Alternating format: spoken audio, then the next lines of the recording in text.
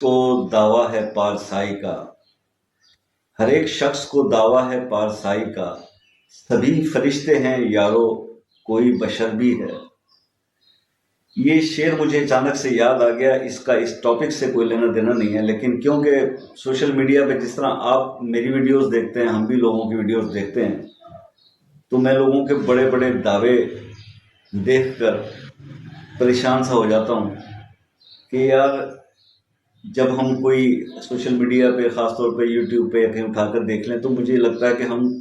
فرشتوں کے ملک میں رہتے ہیں۔ ہر انسان جو ہے وہ پارسائی کا بڑے سے بڑا دعویٰ جو ہے وہ کر رہا ہوتا ہے، اور سن کے ہنسی آتی ہے کہ اگر ہم